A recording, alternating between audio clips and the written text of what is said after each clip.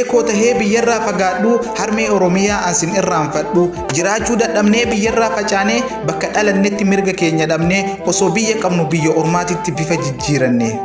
siyaaduu hin dhiifne harmee Oromiyaa gabrummaan nu miitee nu yaase barbiyyaa jiraachuu dadhabnee akka ilmaan biyyaa hanga an deeme iyyuu hedduu narraa nyaatan obboleeyyan kiyyaa.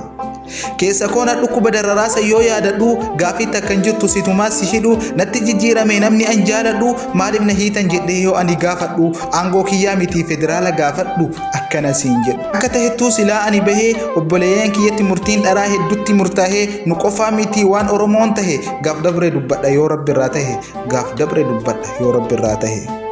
Jaalanneetii miti biyyarraa baqatuun biyya ormaa Oromiyaan geettu beeloftus dheebattu seenutti himattu dadhabdee siin beekan simatti fe'atu waan saba kootii Rabbi haa dubbatu waan saba kootii Rabbi haa dubbatu.